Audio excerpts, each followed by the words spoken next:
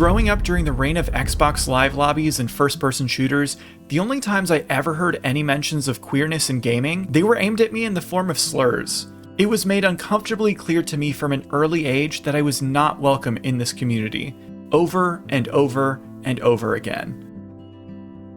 But as time went by, I finally saw more and more characters that looked like me, more storylines that I could relate to. The queerness of gaming started to become inescapable.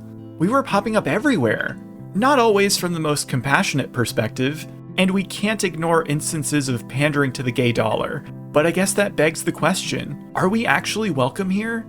Is this helpful representation, or is it just gay for play? Before we get into the video essay, I just wanted to jump in here and remind you to subscribe and like the video for more content like this every single month. It's free and really helps the channel grow. Thank you so much. Quick disclaimer before we get into it. Queer representation is a multifaceted and intersectional topic, so I will direct you to creators who have non-binary, lesbian, trans, and queer POC perspectives on this topic. Go check them out. They're all wonderful creators with incredible insight into this topic, and if there's one thing I want to avoid, it's speaking over others in areas where I have no experience. Links will be in the description. By 1988, video games had skyrocketed in popularity. Super Mario Bros. Had entered the homes of practically every family in the United States, but something else had become just as pervasive. The fear surrounding AIDS. And with the mainstream media's gay panic, video game developers dared not include any hints to queerness in their stories. After all, why risk their games potentially turning away customers when producing a home console game cost hundreds of thousands of dollars at the time? One game's failure could be detrimental to a company's reputation. In fact, if you wanted any whiffs of queerness, your best shot was BBS forums at the time. That's right, kids, before the World Wide Web, there was the bulletin board system, which allowed your dial-up to ring a modem and access message boards similar to what we see today on Reddit to communicate with people across the globe and download files. Or at least that's how I think it worked. This was before my time, so if I'm getting any of the details wrong, please let me know in the comments. But it was systems like these that allowed diverse communities to interact and exchange information before the advent of the World Wide Web. So when the media's gay panic was at its worst, CM Ralph saw an opportunity. In an effort to raise funds for helping people through the AIDS crisis of the 80s, they coded and developed Caper in the Castro. By all accounts, the very first queer video game in history. Unapologetically and unquestionably queer. And it was set right in the heart of the United States gay mecca, San Francisco's Castro district.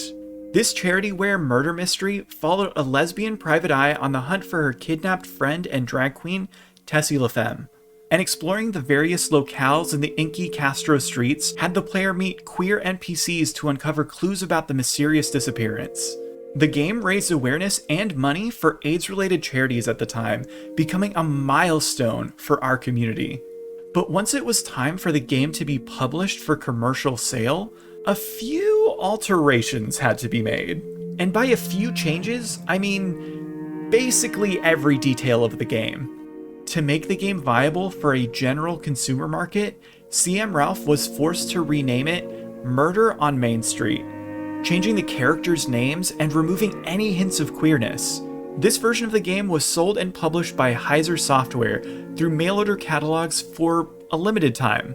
But due to the patina of time, the BBS forums that the game was originally distributed through crumbled, and physical copies of the original queer release were lost, making the only version of Ralph's game to ever receive wide distribution the version that was forcibly straightwashed by its publisher. And the game wouldn't see any kind of official commercial release ever again. A milestone moment in queer history. Gone. With the dawn of the 1990s, the media's gay panic had died down ever so slightly, and games began to sprinkle in gay characters here and there. We finally get to be in mainstream video games, as manipulative villains and as punching bags for hypermasculine protagonists. Great. This is not us. As consumers, whether we like it or not, the media that we subject ourselves to inevitably shapes our view of the world. And how could it not? Especially if we're just enjoying it on a superficial level. When someone's only exposure to a group of people is through caricatures and stereotypes, is it any wonder that that person's perspective is a bit peculiar, misguided? When gays were finally allowed to be a part of the video game conversation, we were relegated to those stereotypes. The perceived majority of the gaming market being straight boys who had just been fed a decade of queer fear on their televisions, this shouldn't have come as a surprise to any of us, really. We were the other. No one was marketing to us. So instead, we were shown as weak, inferior, deviant. I mean, look at characters like Ash from Streets of Rage 3. There's no arguing that he's meant to resemble an outdated, even for that time, stereotype of gay men. His existence was even scrubbed out of the US game's release entirely. He's the first mini-boss you come across in the game, and yeah, he moves like this, and upon beating him, he cries. And of course, Ash wasn't alone. Countless examples of this flavor of digital mistreatment crop up in every genre and every developer catalog. Either we got erased from the narrative entirely, or relegated to underpowered joke characters. After a couple decades of this, video games had become a space where making jokes out of queerness wasn't just expected, but accepted. And with the advent of playing online multiplayer with strangers from all across the globe, those sentiments were definitely echoed. A lot. The lack of competent representation over the course of many console generations had encouraged these tinny, crunchy audio jabs to be launched at anyone and everyone, regardless of actual orientation. Gay had become the default insult of gamers with little to no consequence. When video games aren't used as a vehicle for empathy, we can't exactly be shocked that gaming communities turn hostile. Recently, Blizzard released a blog post breaking down a new tool that they say they're committed to using, King's Diversity Space Tool, which in concept sounds promising, I guess? But you really need an algorithm to let you know to include women of color and gay dudes in your video games? At your company of almost 10,000 employees? That's interesting. And yet their big flagship brand at the moment, Overwatch, only claims 2 queer characters, both of whom you would only know were gay if you scoured through the obscure comics released as companion content. So, ignorable queerness? How does your algorithm factor that in? In the cishet-dominated game dev offices of so many AAA studios, it's rare that any deep thought is given to queer characters or storylines. And when it is, a majority of the time, it's optional content. Romances that you can ignore, side quests that you can choose to not start. Gay party members you can ask to leave your site forever? Is it really representation if players can choose to avert their gaze? Sorry, I've been waiting this entire script to make this pun, so let me have that one. So, what happens when a predominantly straight dev team does build a game around queer themes and storylines? We get a game like Dream Daddy. On the surface, it's presented as a pretty harmless, gay-specific dating sim with a sense of humor. But after playing it, the game just feels inauthentic and essentially like queerbaiting. Don't get me wrong, some of the writing is actually wonderful, the moments between my character and his daughter Amanda being emotional highlights. But my first hint that this game was made by a bunch of straight dudes was the fact that, by the classical definition of the word, there are no daddies in this game. They're literal fathers, but they aren't daddies. While it could be argued that being a daddy is a state of mind, the etymology of the term's origin in queer culture classically referred to something a bit more specific. I know, I bet you weren't ready for this topic in this video, but we're getting into it. The term daddy as it exists in gay spaces originated in kink and fetish culture as a way to classify mostly masculine presenting older men who sought out younger men for company. I think that's the YouTube friendly way of saying that. The term implies an age gap with undercurrents of guidance, protection, and guardianship. Of course, this is a very general definition. The reality is a lot more nuanced. And as someone who is currently dating 2 older men, I don't tend to even use the word daddy in a serious way, because did you know, we gay men often have baggage regarding our father figures. I know, shocking. All that to say, the term daddy in gay culture comes with a lot of context, whether you're going by the classical definition or a more modern and emotional one. The closest thing we get to an actual daddy then in Dream Daddy is Brian, the burly bear with the cutest corgi in the world. But, of course, he is written to be the least likable character of the bunch. Braggy, competitive, and insecure to a ridiculous degree. So most of the thirsty gays who download the game wanting to romance Brian and no one else are left pretty underwhelmed. I was again alerted to something feeling a bit off after my first playthrough of the game. Oddly enough, the word gay is never spoken in the game's dialogue. But maybe it was just in that one route, I thought. So I decided to peruse the game files. And interestingly enough, the game not once says the words gay, queer, LGBT, bi, pan, coming out, polyamory, pride, questioning, anything. The game that has become one of the best-selling, overtly gay games of all time, and a rite of passage for a lot of gay Twitch streamers, can't even commit to saying the word gay even once. Not once. I've seen the argument made that the game is so explicitly gay that it doesn't need to mention its gayness, and I personally disagree. In the gaming space, our community has been striving for acceptance and normalization, yes, but we shouldn't do so at the cost of our identity not being talked about at all. Silent assimilation does not equal representation. We're not defined by our queerness, but we sure talk about it a hell of a lot. We share trauma of coming out to unaccepting people, we bond over our stories of self-acceptance, and we find camaraderie in the shared difficulty of navigating a heteronormative world that constantly tries to silence us. And yes, this game is meant to be lighthearted fun, comfort food, but a sentence here and there mentioning these topics would have lent the game some amount of authenticity. It would make the game feel the smallest bit, gay. Games like Dream Daddy are great examples of how the growing demand for queer games has been answered. But for what purpose? Dream Daddy wasn't made as a heartfelt attempt to make people in the community feel validated. It started as a joke.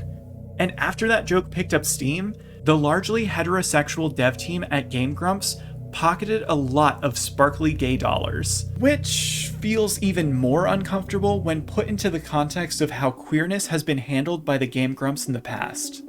Queerbaiting, jokes at the expense of queer men, it's just not a great look.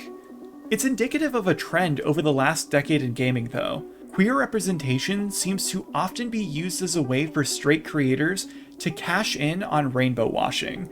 Like the corporate rainbows of Pride Month, these titles can feel like they're simply meeting their quota, but it's difficult to suss out intention behind queer inclusion in video games. Did Naughty Dog decide to make Ellie a gay character in Last of Us because it furthered the plot, or to pander to the growing demand for us to be included in mainstream games?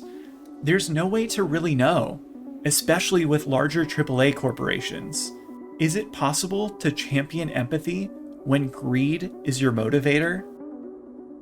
Empathetic representation in video games clearly has to start from the development team. If a group of creators is largely made up of white cisgendered straight guys, of course they'll default to making characters that look and act like them. When diverse teams are laying the bricks of the game's foundation, however, we're far more likely to see that variety of experiences represented. Indie developers are, once again, here to push the rainbow needle forward. So when the 2010s came around and the indie gaming scene was demanding attention from people who had had enough of the same brown and gray first-person shooters, it was easier to find gays in video games. Less interference from larger publishers meant that devs could be freer with what they included in their games. We were finally given a spot at the table, without straight men dictating our depictions. And now the LGBT section of Steam is filling up by the day with amazing indie games made by queer creators and... Hang on. A lot of this is just porn. This is porn. Okay, quick tangent. Homosexuality being portrayed purely fetishistically isn't a great look. We need to rein that in a little bit. Your average straight gamer won't be likely to pick up a game like Strange Flesh. It's a game by gays, for gays, and not really for anyone else, because it's overtly sexual, overtly fetishistic. But not all overtly gay media needs to be horny. There's a large contingent of gays on the internet who seem to think everything gay must exist to cater to their sexual desires. It doesn't do us any favors in the eyes of people who already think we're a bunch of hedonistic devil worshippers. Representation is about being visible, normalizing ourselves ever so slightly to the mainstream in the interest of fighting for our rights, while identifying with who we see on screen to empower ourselves. Anyway, now that the success of the indie gaming market has proven that games showcasing diverse viewpoints are profitable, mainstream developers have started to catch on too. I think it's safe to say that publishers finally understand the power that a gay audience can have. We spend our money just as much as our cishet counterparts. And because we have that kind of power, we hold influence over the AAA market, so we should always be demanding better. And the most powerful queer representations that stand the test of time aren't necessarily the queer stories that we've been prescribed ad nauseum. You know, coming out, being bullied, dying, or coming out. While those stories are definitely valid, the most effective queer representation out there is found in games where stories are just stories experienced by queer people. Visible queer people. I know, a revolutionary idea. The LGBTQIA+ community are individuals with nuance and depth, just like the rest of the world's population. Wild. And we are seeing more of that. Queerness in gaming is starting to be inescapable. Queerness in all its forms, from the loudest to the everyday.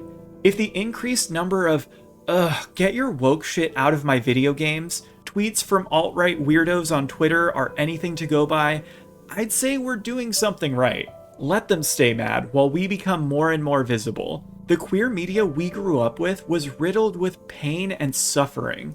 So when we get to be inescapably queer and happy in a piece of media, it's really a breath of fresh air. Things are slowly getting better. Slowly. It's not perfect. And I don't think it ever will be. Because of all the different intersections and perspectives, inherently there is no one correct way to have diverse representation of our community. But luckily today as gay people, we get to see ourselves far more in the media that we consume. Overtly, covertly, and in so many different contexts. But quantity doesn't always beget quality. It's tricky because on the one hand, having more representation is always good. Young queer people seeing themselves in the games they play may be the one thing that makes them feel valid in the furthest corners of a red state. Although if that representation is misguided, or worse, outright harmful, does it really serve us? Ultimately, I just want more choice in the queer video games that I can play. I want to feel seen in a first-person shooter, explicitly, not in some lore text blurb that no one will read or some ambiguous fan theory. I'm calling for effeminate fighters who can kick your ass.